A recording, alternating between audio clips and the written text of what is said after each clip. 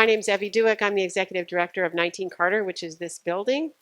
And we're very pleased to host this gathering of people interested in making our state even better than it is. If you're interested in what we do here, there's a place to sign up for an email list. We have concerts here. We have beautiful, funky art on the walls that changes every 3 months. We have puzzles. We have coffee. We have tea. We have fun. So that's enough for me. Thanks for coming. And here's Lisa. Good evening. First of all, I want to welcome, we have a few electeds in the building. We have Representative Megan Kilcoyne, Paul DiCarlo for Governor's Council, Scott Hawkins for Select Board, and Sue Coughlin-Mailman from Worcester School District Committee. For those of you who don't know, my name is Lisa Wysocki, and I am the co-chair of the Berlin Democratic Town Committee. Town committees serve as the point people for Democratic candidates in our communities. We do our best to provide opportunities like this one so people can get to know the Democrats on their ballot and help them on the ground in our communities.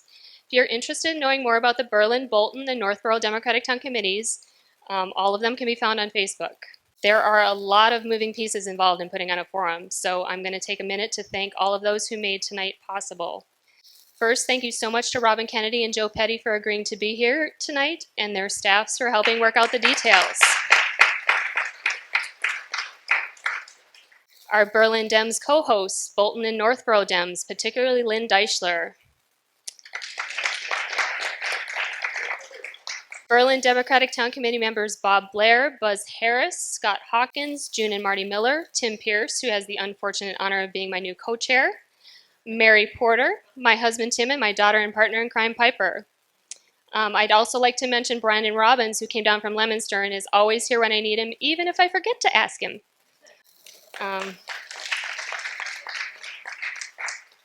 Berlin Cable for covering the event, and of course Evy Dueck, whose vision for 19 Carter has provided a space that not only fosters community of all ages, but also cultural and civic engagement. If you can, please consider a donation this evening so we can continue to hold these kinds of events. I was privileged to meet Michael Kushmerek when he was running for this office several years ago, and happy to be able to support him in his successful race to become the representative for the 3rd Worcester District. I would like to thank him both for his service in moderating, for his service, and for believing in this process enough to take the time to come and serve as our moderator for the evening. I would like to thank all of you for being here tonight for the first of what I hope are several of these forums before the primary on September 6th. Debates and candidate forums are one of the fundamental forms of participatory democracy, and by being here, you're helping to keep our democracy healthy. Please take the time to let all the candidates running know how important these events are and encourage their participation. Finally, I would like to remind everyone that we have limited time, so we will ask that you hold your applause until the end so we can ask as many questions as possible. Because of these time limitations, it is also possible your question may not get asked. The candidates will be available for about a half hour after the Q&A. You can also contact the candidates after the forum. Remember, these individuals are hoping to represent you, so you should be able to, both during the campaign and after, get a hold of them if you want to talk to them.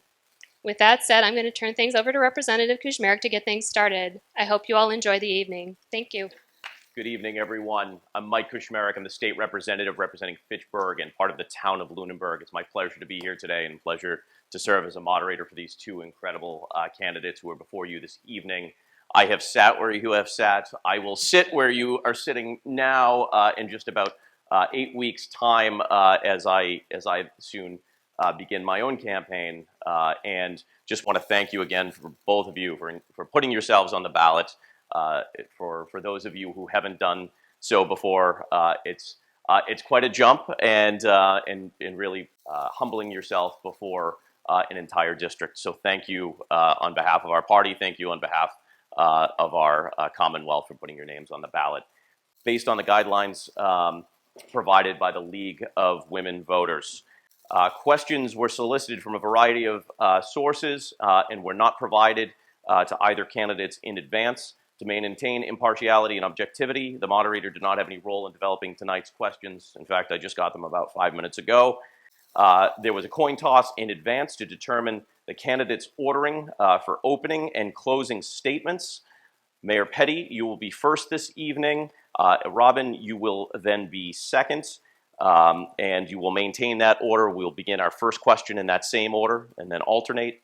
Our closing arguments will follow the same. Each candidate will have 90 seconds, a minute and a half, to respond to each question. So we'll begin this evening with opening candidate statements. And to our audience, you'll notice the way I'm referring to candidates are as they have agreed and asked to be referred to throughout the duration of this evening. We will start with you, Mayor Petty. First, I just want to thank everybody for coming out tonight. It's a beautiful facility. The town's done a great job putting this together. Just want to thank the Democratic Town Committee members who put this together. And Mr. Moderator, thank you for being here too. And I just want to thank Robyn Kennedy for being here. And I like Robyn and respect Robyn a lot. And we've known each other for a number of years. But I just want to first introduce myself. My name is Joe Petty. I've been the current mayor for the city of Worcester for 6 terms now. And prior to that, I was a city councilor. I'm a lifer in the city of Worcester. I grew up in the city. I married my wife, Gail, and we have 3 children, Nicole, Joseph, and Andrew. And I'm an attorney. I'm also run a multi-million-dollar pension system. I played a lot of roles as a public servant, and I've seen a lot. What I've really learned is there's a lot more. There's a lot more to do. There's a lot more to learn. There's a lot more to give. And that's why I'm running for this office. I've seen a lot during COVID. I've seen the limitations of municipal government. And I'd like to see, I saw the difference between the needs and the resources. And I used to be, as a senator, if I could bring those resources back to the 1st district. I'm proud of what I've done, what I've accomplished as an elected official.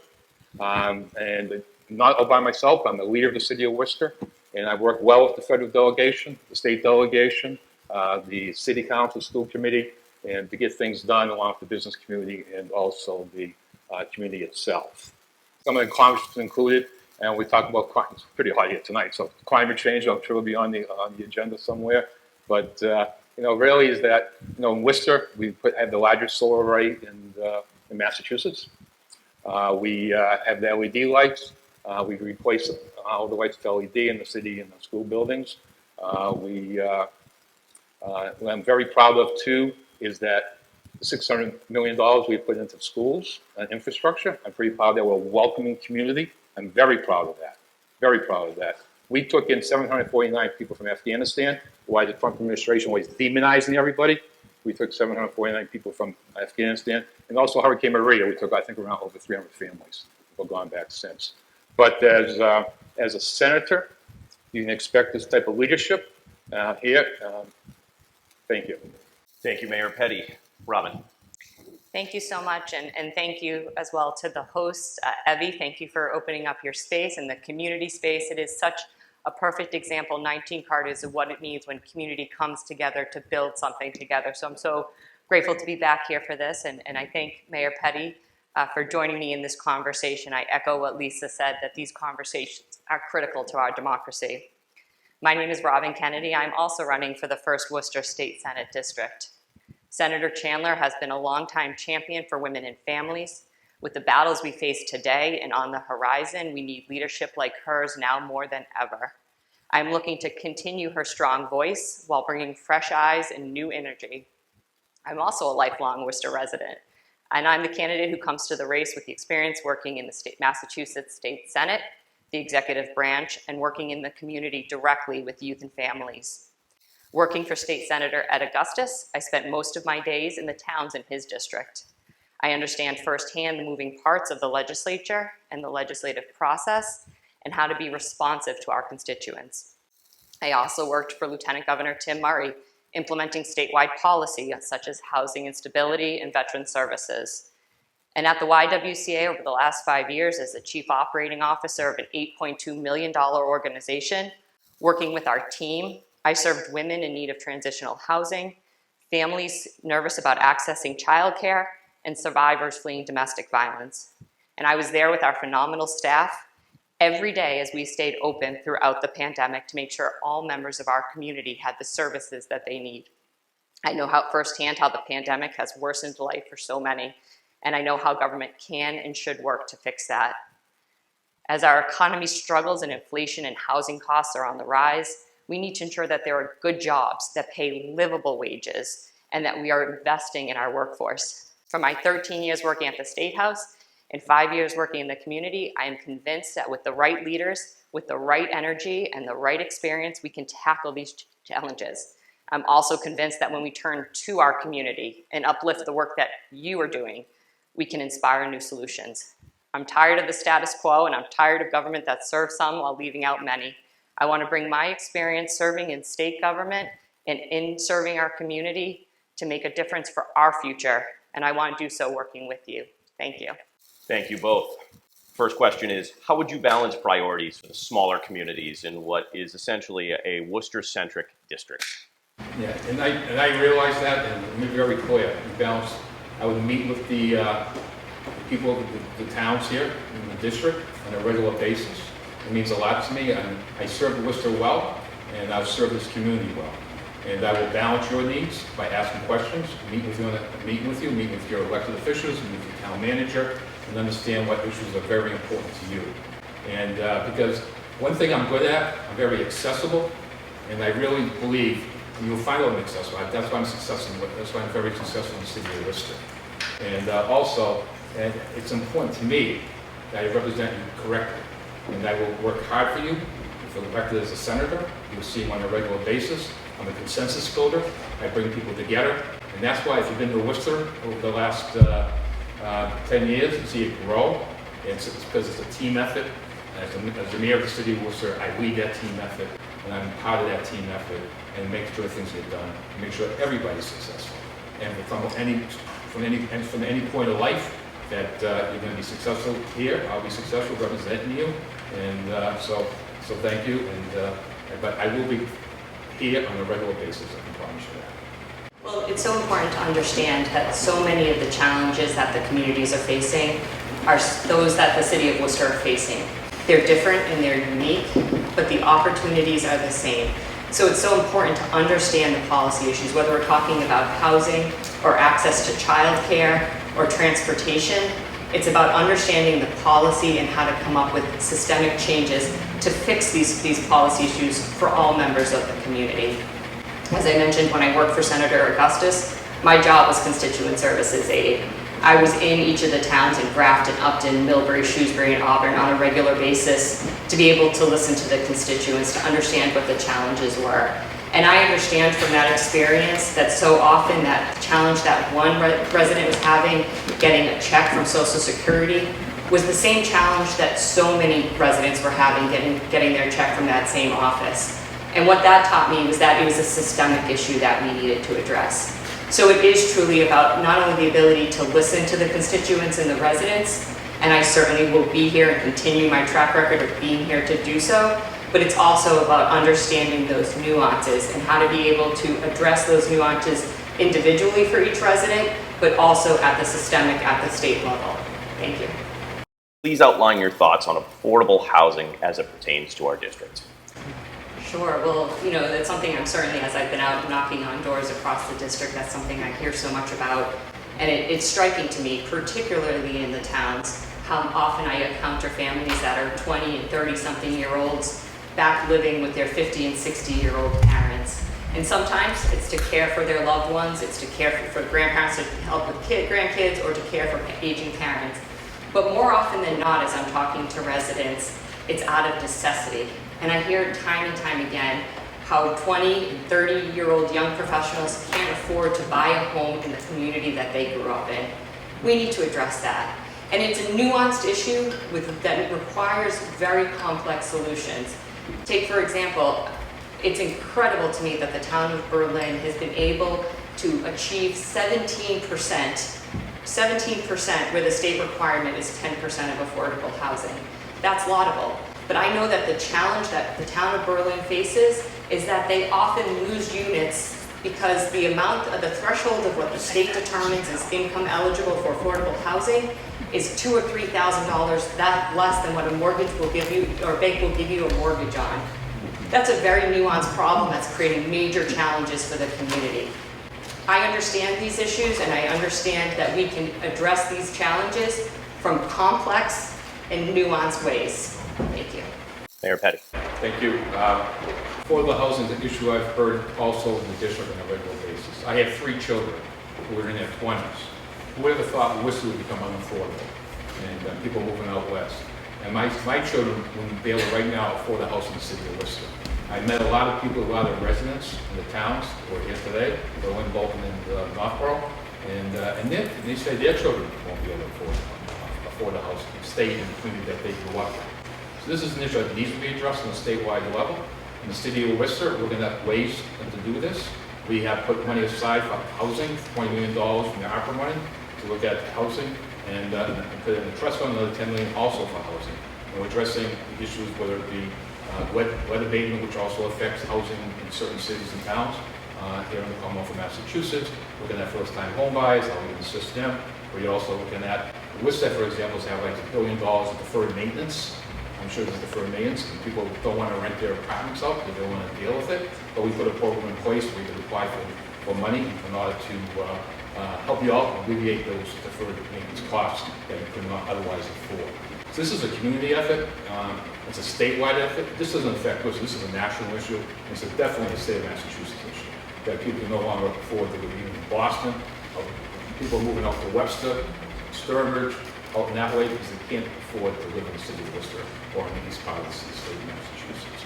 So this is an issue I will address as a senator, and thank you. With the recent Supreme Court decisions and comments made by justices on the Supreme Court, there are many that feel that rights are under siege. What actions will you take as a state senator to advance gender and reproductive equity?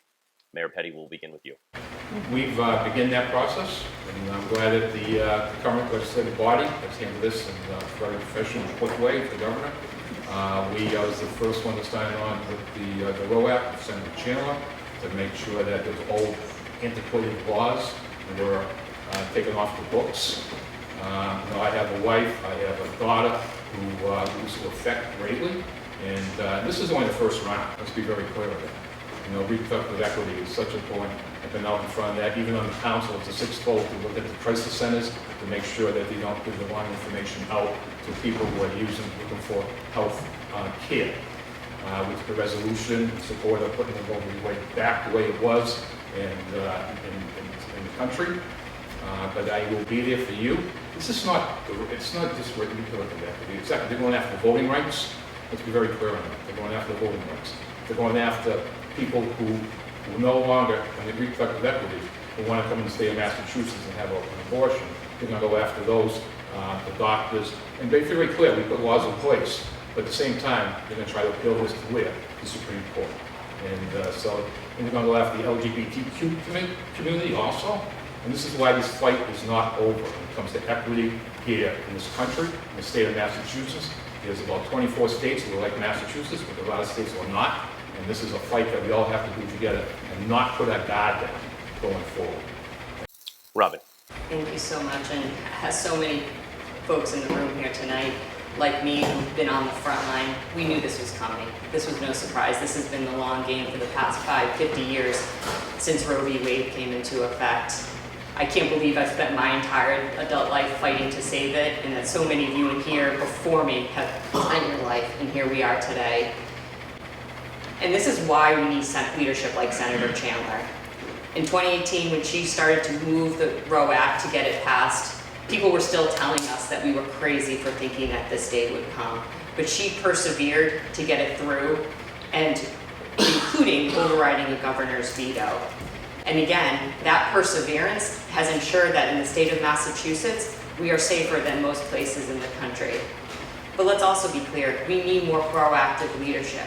We need to continue to address the challenges that we face that makes it so that today in Massachusetts, we do not have equitable, comprehensive access to reproductive health care, to our basic right. The maternal morbidity rates in Massachusetts for Black women are 1.9 times higher than they are for white women. We need to address that disparity. Transgender and gender non-conforming individuals in our community still can't access comprehensive, affirming health care, including reproductive care. We need to address that disparity. There is so much work we need to do before we, and as we at the same time continue to address the ways in which other rights are on attack. First question will be to you, Robyn. As a legislator, how will you work with your local school boards to preserve curricular topics and to address racial justice and LGBTQ issues within our local school systems? So for me, it's so much about listening to the community and uplifting the solutions and the results that exist. This is something that I've had the opportunity to work on at the YWCA, where our mission is eliminating racism and empowering women. You know, we've fought to advocate for many years with the Worcester School Committee to be able to pass comprehensive sex education. And one of the steps we took in part of that advocacy was to have every one of our departments write letters in support of why they supported the comprehensive sex education. We had one of our young women's leadership program, the girls that participate in that program, who we were providing comprehensive sex education to because they weren't getting it in their public school system, write letters. And every single one of the 12 girls that chose to write a letter wrote about the fact that they particularly wanted support around LGBTQIA issues and concerns, whether it was something they were going through themselves or something that their classmates were experiencing. That tells us, listening to these students tells us what they need support with. We need to address the disparity in suspension and detention rates that are based on racial lines. We need to be able to work collectively as a community with our school committees, with our school boards, and with those that are impacted by these decisions to be able to create the solutions that we need. Mayor Petty. Thank you. This is an important issue, an issue that I address as mayor of the city of Worcester. It affects a lot of my students that I represent. I'm out in the LGBTQI community on a regular basis. We implemented, under my leadership, comprehensive health care, which includes sex ed for the first time in a number of years. And this is the first year that we've implemented. It's pretty successful. And even though you have to do the fight against the negativity and the wrong information that's gone out, it's a community effort. I put a committee in charge of this. You know what got passed was when I working with the school board, I got the health teachers particularly, and we come up with like 3 or 4 solutions. The school committee, working with them, we chose the final version of this. And this stuff sometimes just breaks your heart. These kids don't understand some of the issues. That's why I was saying we need to go out and listen to them. I went out to the transgender community when I first became mayor. I learned a lot. It's a sad story when these young people are committing suicide because they're not accepted. And we put policies in place that they would be accepted, that they would have, that they would be definitely part of this community. And but the sex ed is so important. That's why I support a statewide initiative.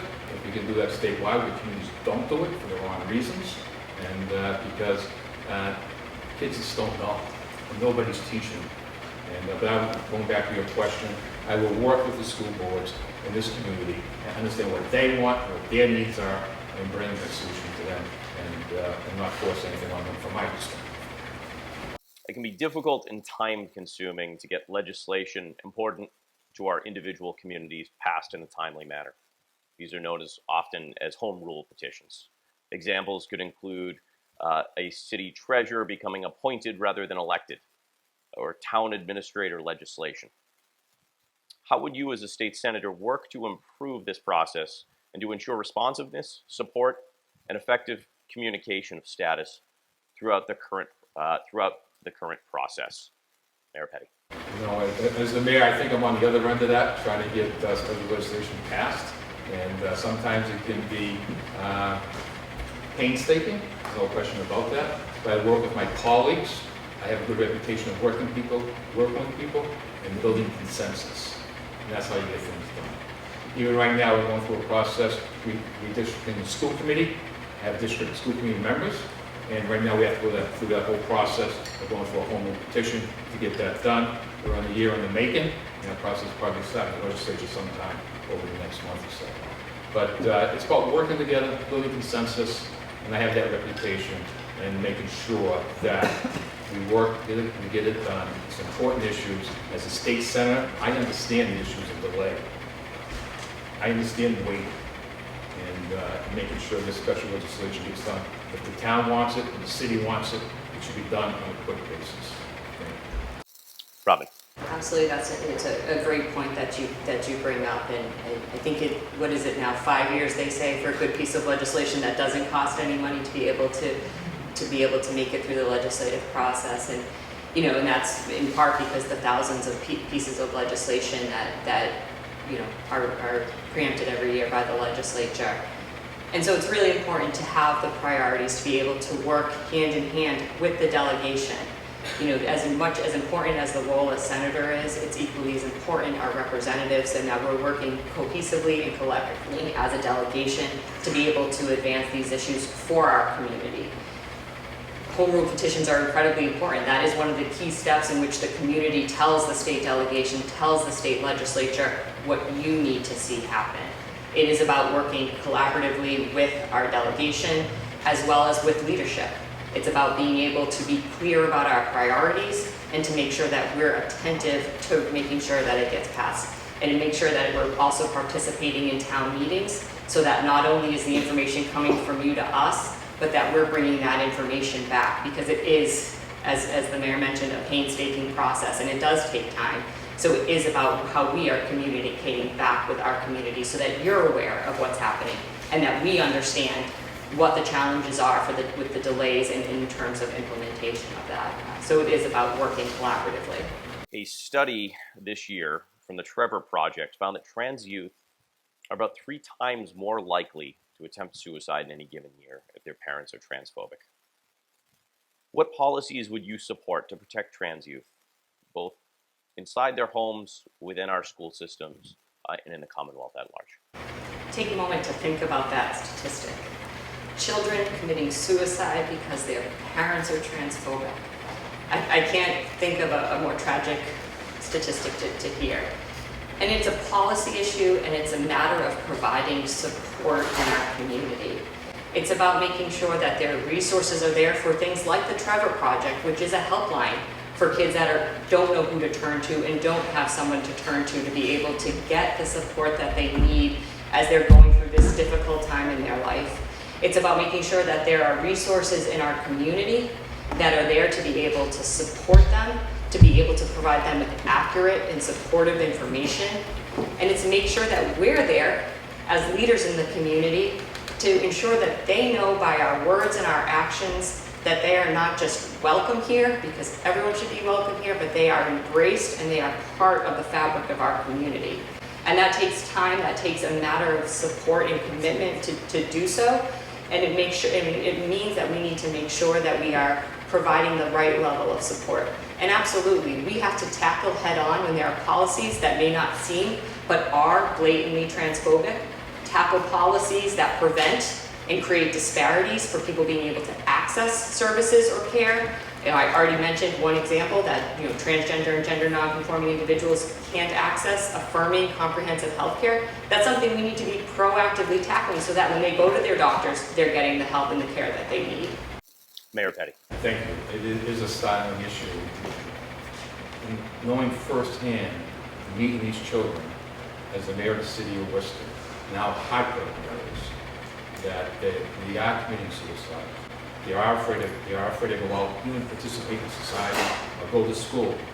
We put policies in place in the public schools that be more accepting of transgender children in the public schools, and that will continue. That policy I could replicate throughout the Commonwealth of Massachusetts. We also have safe space. We also have bathrooms, facilities that are transgender, and it's important that they're accepted. They're important. And this provides resources for education, even education for the parents or the guardians, who sometimes might not know better and might not know the situation and how hard it is for children. Children are very bright, and they pick up things very quickly. And they go through what they have to, what a transgender child has to go through in jail in this country, and sometimes in this state, and sometimes in my city, is unfair. And I've been there for them, and I will be there for the transgender community as a state senator as we move forward.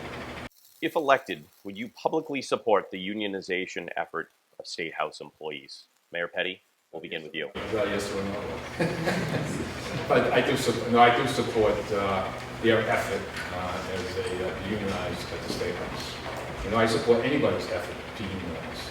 I'm a union person. I believe in unions. I think you do great work. You bring people together. You make sure people are paid right. You make sure you have a good retirement. You make sure you have good health benefits. You make sure you take care of your children. You make sure that they go to college, their children go to college. So I would support their efforts. Even as Starbucks is going through that same process right now, I support their efforts to unionize, and I'll support the state health efforts to unionize. Robyn. Yes. Yes, and yes, and I think it's about proactively supporting these efforts, working with the staff to make sure that they have the tools that they need to be able to go through this process. One of the things that I appreciate, having been a former state Senate staffer and understanding firsthand what some of the concerns are. They just went through a 48-hour session to get a lot of bills passed before the end of the session. And so it is important that we are providing the support to them to be able to achieve these laudable goals. And one of the things that strikes me, not only about the staff that are unionizing at Starbucks, as Mayor Petty mentioned, but also about the State House staff. These are young people. This is the next generation of leaders that are organizing, that are stepping up to demand better and safer and stronger workplaces. And we have an obligation to not only provide support and vocally provide that support, but also help them get the tools that they need to be able to achieve their goals. And so I absolutely would also support that effort and certainly would be proactive in doing so. Mental health is a topic near and dear to me and is a topic that affects so many households across the Commonwealth. It's also a concern that affects so many demographics, both locally throughout your districts and across the Commonwealth. What steps would you take to tackle this issue, both locally and on a larger, more statewide level? Thank you, and I appreciate and want to acknowledge the legislature that just passed a very comprehensive mental health bill, and so many components of it, as I was going through, recognize that we need to invest and we need to be diligent to make sure now that the law is passed that we are investing year after year the right resources to make sure this is a reality. One of the biggest challenges, and we see this challenge across the board, that we have to solve to be able to provide the right supports is investing in our workforce. Seven Hills Foundation, the largest mental health provider in the area, has over 700 vacancies. Many of those the clinicians. That is why there are 6-month waiting lists for children to be able to access appointments, while even longer wait lists are there for folks that need emergency care. We need to build a pipeline of a workforce of clinicians that can be able to serve and be there and be paid adequately for the work that they are doing, to be able to be there to provide the services that we need. And we need to make sure that that pipeline that we're building is culturally responsive to the folks that are looking for the support. Because if we're not, folks are still not going to get the comprehensive medical health care that they need. And so investing in our workforce, absolutely, I'm glad that that's a major part of the bill that just passed. We need to make sure that that becomes a reality. Mayor Petty. Thank you. This issue is personal to me. I understand this issue. I think probably everybody in this room has some mental health issue. And to see sometimes the waiting room at the emergency rooms, you're talking about days. But right before COVID, I put the Mayor's Task Force together on mental health, knowing that we didn't have enough facilities, knowing we didn't have enough psychiatrists, psychologists, clinicians, people who assist in the mental health field. And that's where we started. It was a small group. That group now is over 100, probably over 100 people in that group who meet on a regular basis, trying to attack the mental health issues that affect us. We don't even understand it. Really think about it. And we all have family members. I have 24,000 students in the public schools. I worry about those kids every day. I don't understand yet the impact that COVID-19 had on these kids. Let's be very clear. There is going to be impact, which we won't know for a few years, even when it comes to adults.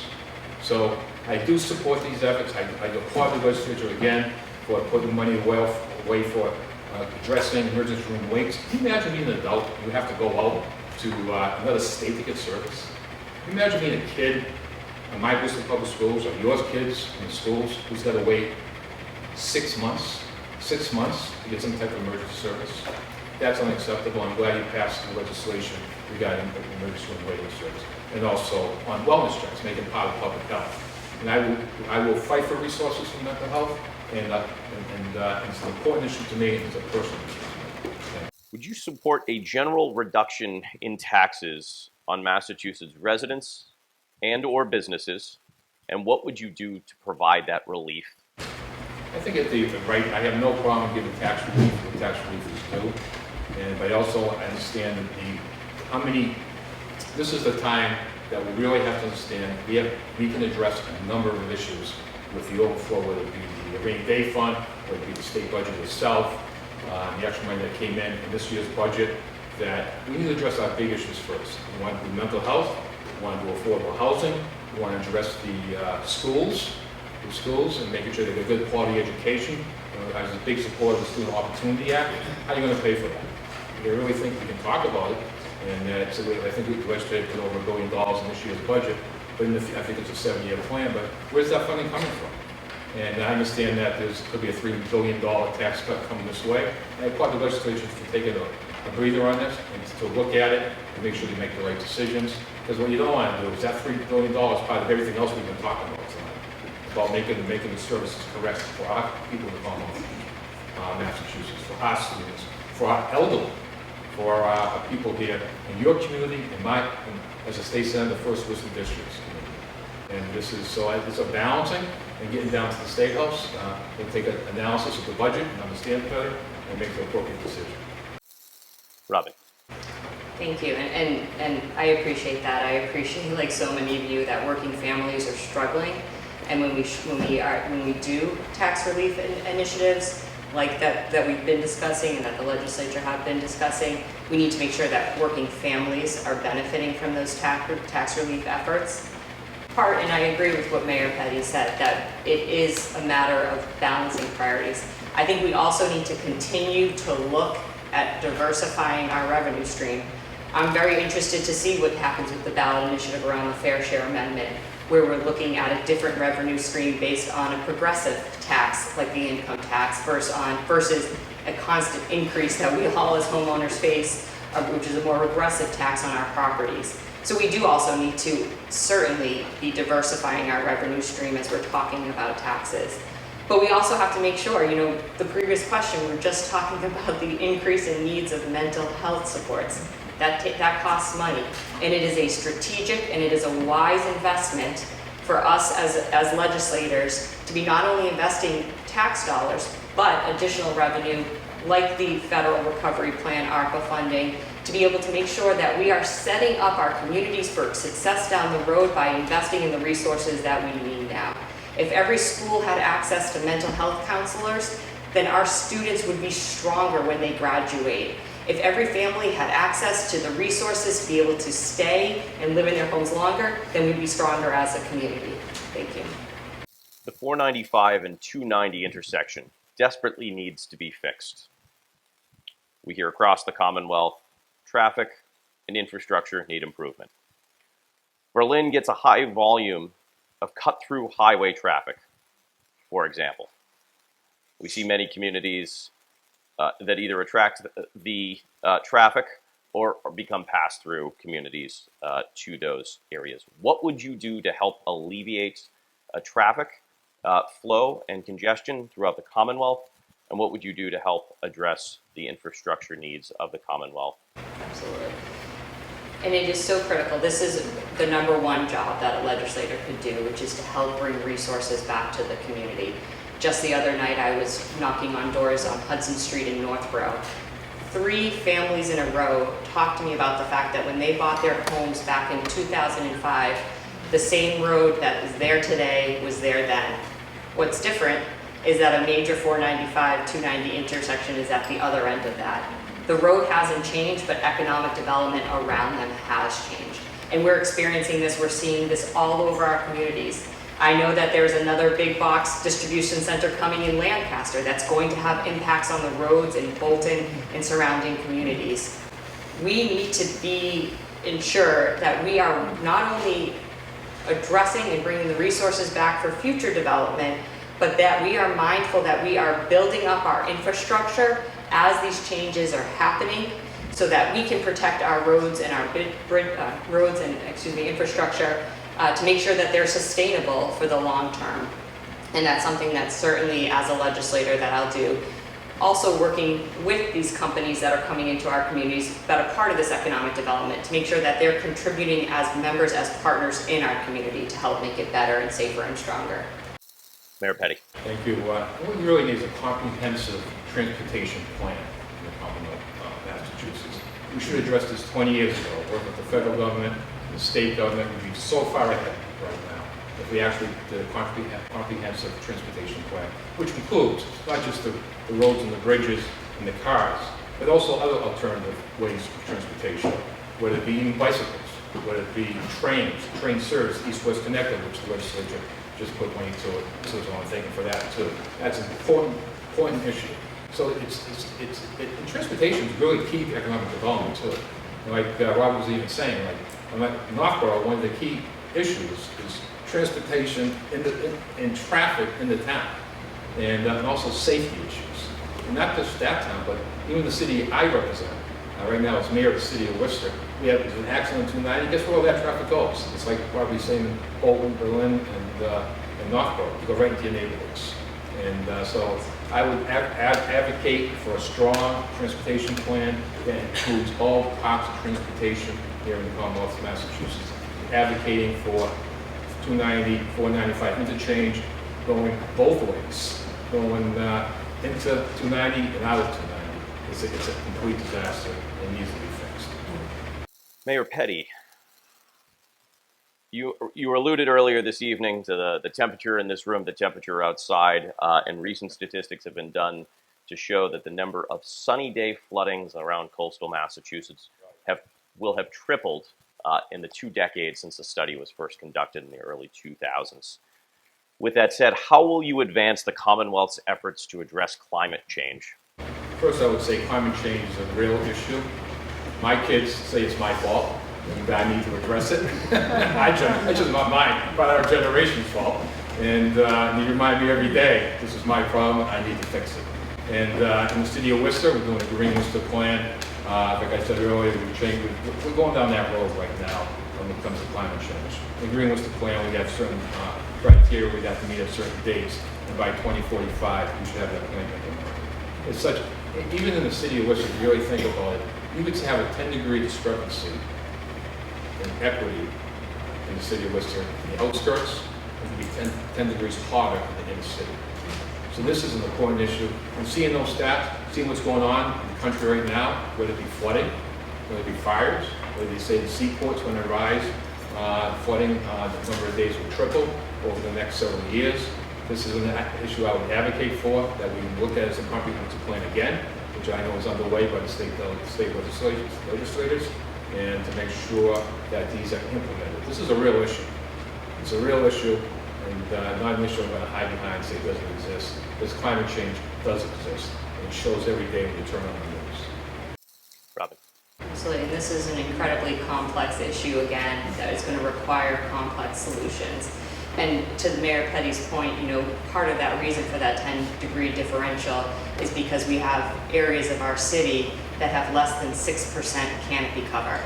I was proud that when I worked for Lieutenant Governor Tim Murray, I was part of the Worcester Tree Initiative, that when the Asian longhorn beetle came in and decimated our tree population, we replanted over 35,000 trees. We need to take the next step, and the Worcester Tree Initiative is now to make sure that there is equitable canopy cover across our city so that everybody has access to that same type of fresh air and quality of life.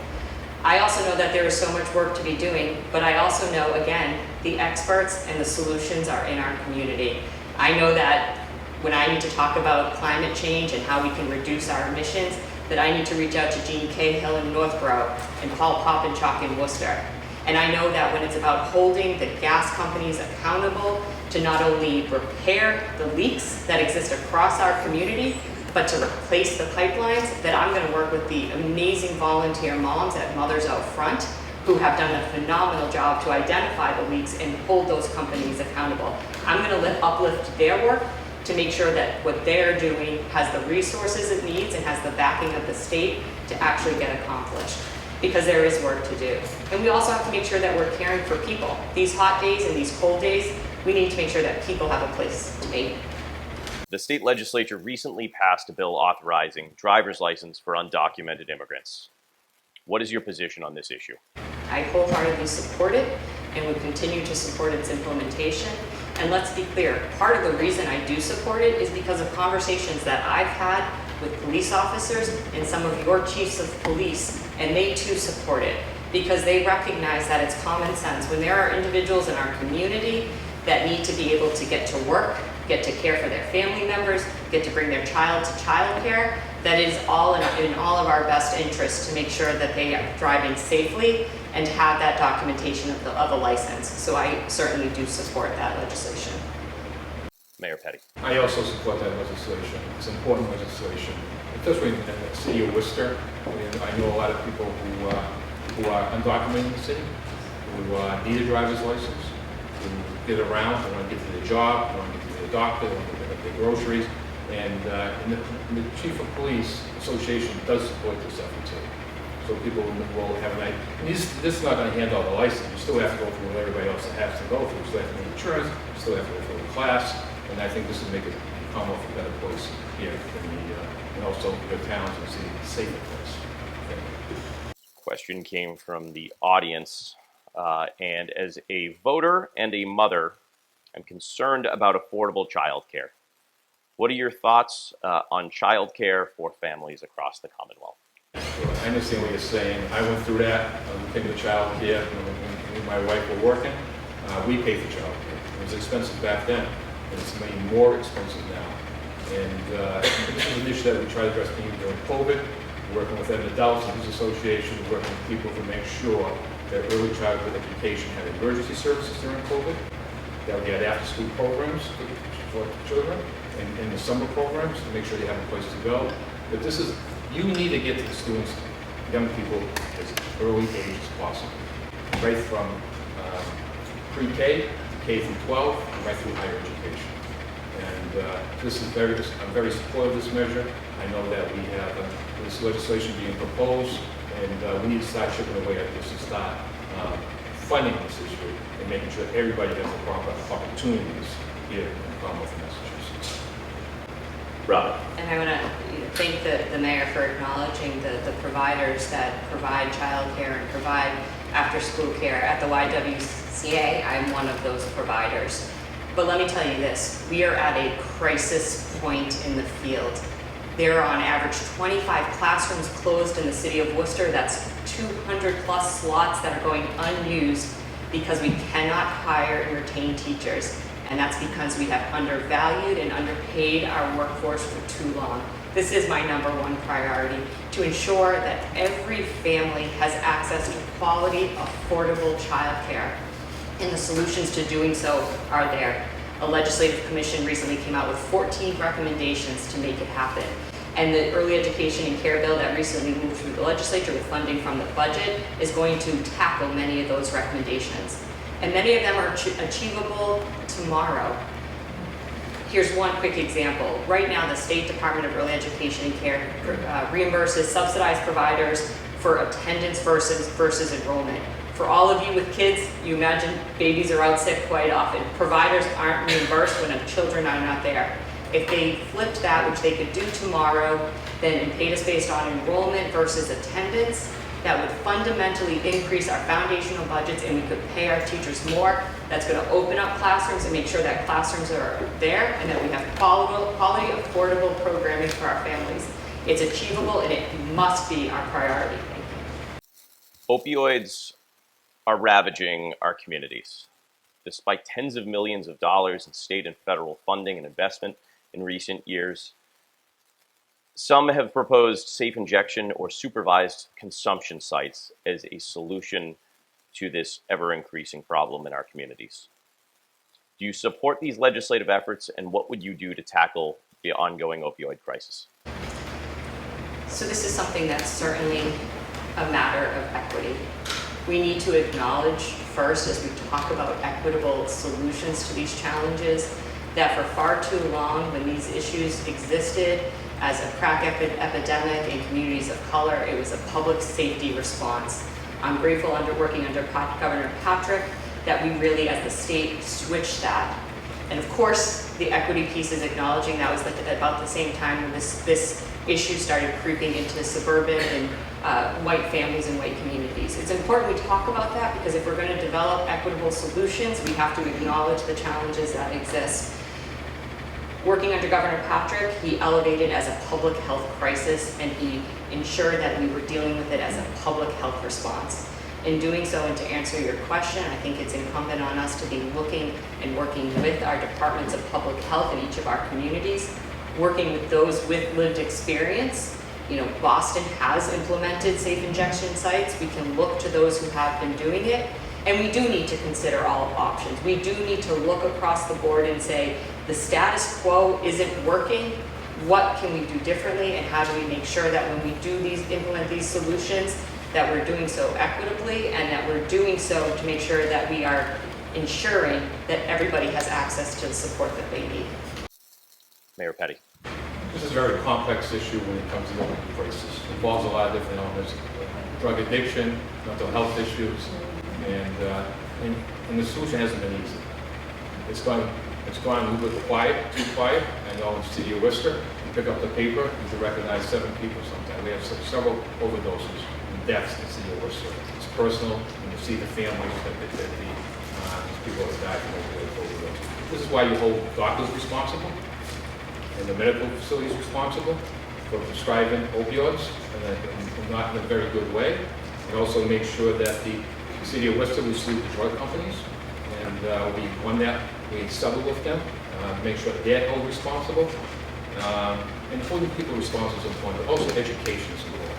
Letting people know what's help out there. The city of Worcester, we've invested money from the opioids, from the hospital, going back for education purposes, going back for counseling, if people need counseling, making sure that they have the right counseling available, because this has not gone away, and I don't think it's going away anytime soon. So this is going to be an issue that's going to be an ongoing issue. And I would advocate for the resources and to make sure that this opioid crisis is solved in the near future. Your first 6 months in office are a whirlwind.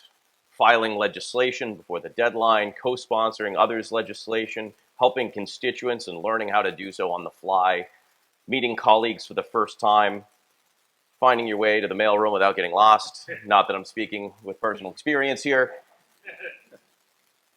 How do you approach your first 6 months in office? How do you balance all of those interests, and what does your first 6 months look like? There's no question it's going to be a learning experience. But at least I have that experience now as an elected official and as mayor for the last 6 terms. I understand how legislation needs to be passed. I understand how you work with your fellow colleagues. I understand that you have good staff around you that support you, and that you really develop relationships in the Senate, in the House too, to make sure that the legislation that you want personally passed is gone through, the legislation is filed, and learn how to do that, and also support my colleagues on a collaborative basis to make sure that's passed. But I understand the issues of politics. I've been in the business, and I will make sure I work hard right away off the ground to make sure the proper legislation that I care about, that we talked about tonight, is filed in a speedy and comprehensive manner. Robyn. Well, certainly this is a strength I bring to the table here, having worked in the building for 13 years. I know where all the bathrooms in the State House are, so I don't need to take the time trying to find out where those are. I think I might know where some staplers still are in the building as well. But what's really important for me is my first 6 months, I'm coming back into the community. It is alarming to me how often I hear when I go out and sit with community groups, when I'm in the towns, or when I'm talking to different communities in the city of Worcester, how often I hear, you're here today because it's campaigning. Are we ever going to see you again? And I keep saying, I'm a first-time candidate. I've never been an elected official. I can't make you a promise. I can just prove it to you. I think it's so critical that those first 6 months, we're back in the community so that we can understand firsthand what it is that you're looking for me to deliver as your representative at the State House. And then working with my colleagues, many of whom from my days in the State House are still there, many of whom I've been fortunate to work with over the years in our delegation and build up those relationships to be able to hit the ground running day one on the legislative side, on the building side, and really be able to understand and uplift what's happening in our communities and how we can turn that into the policy and the legislation that we're going to be focusing on, that I'm going to be focusing on in the months and years ahead. I think this will be the most difficult question of the evening. Great. It's my turn first, right? If you only get one, what topping do you put on a pizza? Start with you, Robyn. Well, it's somewhat unfair because I'm a pescatarian, so I only eat seafood, no meat, so it really limits my options. But I'll tell you, as of late, I'm a big fan of eggplant and ricotta pizza, so that's my choice. That's what I'm going with. Pretty good. Antonio's in Worcester, so it makes me really well. Mayor Petty. I like all those choices. I love pizza. But my favorite right now, I love onion pizza. I just love it. I love onion peppers, and it just makes my day. They go on, and my kids are going, "What do you have?" They have all I do, like the eggplant, all the other additions, and I just want a plain piece of onion on it. I enjoy it very much. Before we get to the closing statements, I want to commend you both. This is exactly how a debate should go. Not once did I have to cut you off. Not once did you go over time. And I had to come up with questions on the fly because you were answering them so quickly. So I commend you both. We'll now begin with our closing arguments. Again, I just want to thank everybody for coming out and listening to us tonight. This is important for our democracy. And I just want to thank Mr. Moderator. Thank you for doing a great job with your team and the timekeepers and the Democratic Town Committee members. Thank you for organizing this, and the participants out there and who came out to 90, 100-degree weather. Thank you. But I just wanted to ask you for your support as a state senator in the 1st Worcester District. And when I get into office, what I'm really thinking about is really have a people's first agenda. Issues that regard climate change, mental health, early childhood education, right through higher ed, food insecurity, beyond house, the affordable housing issue, and making our cities and our towns affordable for the next generation. And also for elder services, make sure the elderly get the proper services that they deserve and what they need. And also making college affordable for our children and their children in the next generation. So again, thank you very much for having me here today. I enjoyed every minute of it. I enjoyed being with Robyn. I want to thank you, Robyn, here tonight. I thought it was a good exchange. Thank you. Robyn. Absolutely. Thank you also for being here. It is so critical. Thank you, Rep. Kushmerek, for agreeing to be on the side, so maybe I'll come out and moderate for you. We'll see. But thank you so much again for being here, and thank you, Mayor Petty, for the conversation. Over the course of this campaign, I have personally knocked on over 5,000 doors in each of our communities and in many of your neighborhoods. Each door I knock on and voter I speak with is an opportunity to share a little bit about myself, my values, and more importantly, an opportunity to listen to the hopes, dreams, frustrations, and opportunities that you all as voters see in our community. But even amongst our different backgrounds, different communities, our recurring questions, repeated concerns, and requests for help. Much as you heard tonight, I hear recurring questions about our new economy where inflation is increasing. Parents throughout the district are asking about access to childcare. I hear the fear and frustration in so many voters' voices as we talk about climate change and the crisis we're leaving for our children and our grandchildren. There is a lot of work to do, and we are facing big and complex challenges, and we need leaders who can conceive and construct complex solutions. I have no illusions about how much work it's going to take to serve such a large and diverse district, and it's going to take energy and commitment to spend equitable time in each of our communities. I will be present full-time and working for those of you in Bolton, Berlin, Northborough, West Boylston, Boylston, and Worcester. I look forward to serving you and ensuring that government provides the right supports to help you raise and care for your families. And I humbly ask for your support and your vote on September 6th. Thank you so much. Ladies and gentlemen, democracy and hope are alive and well in the 1st Worcester District. Let's give them a round of applause.